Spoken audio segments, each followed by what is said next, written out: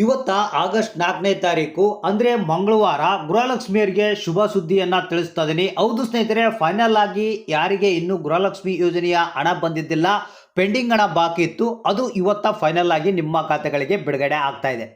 ಯಾಕಂದರೆ ಕೆಲವೊಂದು ಜಿಲ್ಲೆಗಳಿಗೆ ಅಂದರೆ ಕೆಲವೊಬ್ಬ ಗೃಹಲಕ್ಷ್ಮಿಯರ ಖಾತೆಗಳಿಗೆ ಕೆಲವೊಂದರು ತಾಂತ್ರಿಕ ದೋಷದಿಂದಾಗಿ ಪೆಂಡಿಂಗ್ ಇತ್ತು. ಆ ಒಂದು ಈಗ ಅದೇನು ಸಮಸ್ಯೆಯನ್ನು ಬಗೆಹರಿಸಿ ನಿಮ್ಮ ಖಾತೆಗಳಿಗೆ ನೇರವಾಗಿ ಹಣವನ್ನು ಜಮಾ ಮಾಡ್ತಾ ಇದ್ದಾರೆ. ಸೊ ಯಾಕಂದರೆ ಇಲ್ಲಿ ನಿಮಗೆ ಗೊತ್ತಿರ್ಬೋದು, ಸರ್ ನಾವು ಎಲ್ಲ ರೀತಿಯ ಡಾಕ್ಯುಮೆಂಟ್ಗಳು ಕರೆಕ್ಟಾಗಿದೆ, ಎಲ್ಲ ರೀತಿಯ ಪ್ರಯತ್ನವನ್ನು ಮಾಡಿದ್ದೀವಿ, ಏನು ಮಹಿಳಾ ಮತ್ತು ಮಕ್ಕಳ ಕಲ್ಯಾಣ ಅಭಿವೃದ್ಧಿ ಇಲಾಖೆಗೆ ಭೇಟಿ ನೀಡಿದ್ವಿ, ತಾಲೂಕು ಪಂಚಾಯತ್ಗಳಿಗೆ ಹೋಗಿದ್ವಿ, ಬ್ಯಾಂಕ್ಗಳಿಗೆ ಹೋಗಿದ್ವಿ, ಆದರೂ ಕೂಡ ನಮಗೆ ಕೆಲವೊಬ್ಬರಿಗೆ 2 ಕಂತು 3 ಕಂತುಗಳ ಹಣ ಪೆಂಡಿಂಗ್ ಇದೆ ಅಂತ ಹೇಳ್ತಾ ಇದ್ರು. ಸೊ ಇವತ್ತು ಅಂಥವ್ರಿಗೆ ಏನಿದೆ ಹಣ ಫೈನಲ್ ಆಗಿ ರಿಲೀಸ್ ಆಗ್ತಾ ಇದೆ. ಯಾಕಂದರೆ ಇಲ್ಲಿ ಏನು ಲಕ್ಷ್ಮೀ ಹೆಬ್ಬಾಳ್ಕರ್ ಅವರಿದ್ದರು, ಬ್ಯಾಂಕ್ ಅಧಿಕಾರಿಗಳೊಂದಿಗೆ ಮಾತನಾಡಿ ಸೊ ಎಲ್ಲೆಲ್ಲಿ ಹಣ ಸ್ಟ್ರಕ್ ಆಗಿತ್ತು ಆ ಒಂದು ಪ್ರಾಬ್ಲಮ್ನ ಇಮಿಡಿಯೇಟ್ ಆಗಿ ಸಾಲ್ವ್ ಮಾಡಿಸಿದ್ದಾರೆ. ಹೌದು ಸ್ನೇಹಿತರೆ, ಇವತ್ತು ಫೈನಲ್ ಆಗಿ ಹಣ ಬಿಡುಗಡೆ ಆಗ್ತಾ ಇದೆ. ಸೊ ಹಾಗಾದರೆ ಎಷ್ಟು ಜಿಲ್ಲೆಗಳಿಗೆ ಬಿಡುಗಡೆ ಆಗ್ತಾ ಇದೆ, ಯಾರೆಲ್ಲ ಹಣವನ್ನು ಪಡಿತಾ ಇದ್ದಾರೆ ಅನ್ನೋದ್ರ ಬಗ್ಗೆ, ಇವತ್ತ ಪೆಂಡಿಂಗ್ ಹಣವನ್ನು ಅನ್ನೋದ್ರ ಬಗ್ಗೆ ಮಾಹಿತಿಯನ್ನು ತಿಳಿಸ್ಕೊಡ್ತೀನಿ. ಇದ್ರ ಜೊತೆಗೆ ಗೃಹಲಕ್ಷ್ಮಿ ಯೋಜನೆಯ ಹೊಸ ಅಪ್ಲಿಕೇಶನ್ ಏನಾಯ್ತು ಸರ್, ಅಂದರೆ ಅರ್ಜಿ ಸಲ್ಲಿಸೋದು ಯಾವಾಗ, ಎಲ್ಲಿ ಸಲ್ಲಿಸಬೇಕು, ಮತ್ತು ಏನಿದ್ರ ಒಂದು ಹೊಸ ಅಪ್ಡೇಟ್ ಅಂತ ಕೆಲವ್ರು ಕೇಳ್ತಾ ಇದ್ದಾರೆ. ಸೊ ಅದ್ರ ಬಗ್ಗೆನೂ ಮಾಹಿತಿಯನ್ನು ತಿಳಿಸ್ಕೊಡ್ತೀನಿ. ಯಾಕಂದರೆ ಒಂದು ಕಡೆಗೆ ಹೊಸ ಅರ್ಜಿ ಹಾಕೋದು ಟೆನ್ಷನ್ ಇದ್ದರೆ, ಇನ್ನೊಂದು ಕಡೆಗೆ ಕೆಲವ್ರು ಏನಂತಿದ್ದಾರೆ, ಸರ್ ಪೆಂಡಿಂಗ್ ಹಣ ಬಂದರೆ ನಮಗೆ ಕಷ್ಟ ಕಾಲಕ್ಕೆ ಅನುಕೂಲ ಆಗುತ್ತೆ ಅಂತ ಕೆಲವ್ರು ಕೇಳ್ತಾ ಇದ್ದಾರೆ.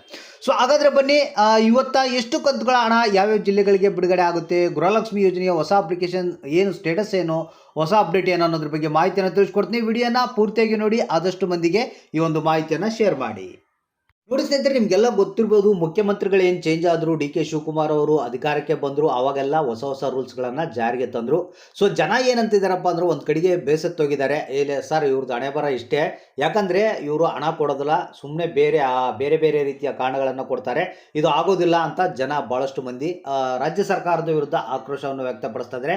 ಕೆಲವರು ಏನಪ್ಪ ಅಂತಂದರೆ, ಬಂದಷ್ಟು ಬರಲಿ ಹೋದಷ್ಟು ಹೋಗಲಿ ಅಂತ ಕೆಲವರು ಅಂತಿದ್ದಾರೆ. ಇನ್ನು ಕೆಲವರು, ಸರ್ ನಮಗೆ ಅದೇ 2,000 ರೂಪಾಯಿ ಬಂದರೆ ಎಷ್ಟು ಅನುಕೂಲ ಆಗುತ್ತಂತ ಕೆಲವರು ಅಂತಿದ್ದಾರೆ.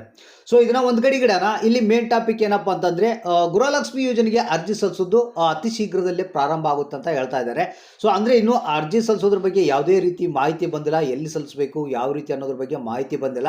ಸೊ ಆದರೆ ಇಲ್ಲಿ ಏನು ಡಾಕ್ಯುಮೆಂಟ್ಗಳ ಬಗ್ಗೆ ಮಾಹಿತಿ ಇದೆ.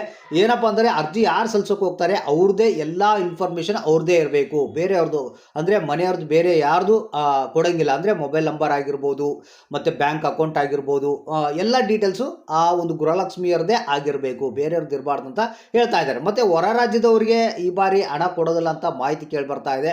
ಸೊ ಇದೊಂದು ಹೊಸ ಅಪ್ಡೇಟ್ ಅಂತಲೇ ಹೇಳ್ಬೋದು. ಸೊ ಹಾಗಾದರೆ ಇಲ್ಲಿ ಅರ್ಜಿ ಸಲ್ಲಿಸೋದು ಪ್ರಾರಂಭ ಆದ ದಿನ ನಾನು ಅದ್ರ ಬಗ್ಗೆ ಸ್ಪೆಷಲ್ ವಿಡಿಯೋ ನಾನು ಮಾಡ್ತೀನಿ. ಸೊ ಇವತ್ತ ಪೆಂಡಿಂಗ್ ಹಣದ ಬಗ್ಗೆ ನಾವು ಮಾತಾಡೋದಾಯ್ತಪ್ಪ ಅಂತಂದರೆ, ಇಲ್ಲಿ ಗೃಹಲಕ್ಷ್ಮಿಯರು ಅಂದರೆ ಲಕ್ಷ್ಮೀ ಹೆಬ್ಬಾಳ್ಕರ್ ಅವರು ನಿನ್ನೆ ಒಂದು ಅಧಿಕಾರಿಗಳೊಂದಿಗೆ ಮಾತನಾಡಿ ಒಂದು ಸಭೆಯನ್ನು ನಡೆಸಿ ಎಲ್ಲ ಒಂದು ಹಣವನ್ನು ರಿಲೀಸ್ ಮಾಡಿಸಿದಾರಂತೆ. ಅಂದರೆ ಕೆಲವೊಂದು ತಾಂತ್ರಿಕ ದೋಷದಿಂದಾಗಿ ಕೆಲವು ಹಣ ಸ್ಟ್ರಕ್ ಆಗಿತ್ತು. ಈ ಜಿಲ್ಲೆಗಳಿಗೆ ಇವತ್ತ ಏನು 2 ಕಂತುಗಳ ಹಣ 30 ಮತ್ತು 31ನೇ ಕಂತಿನ ಹಣ ಬಿಡುಗಡೆ ಆಗ್ತಾ ಇದೆ ಅಂತೆ.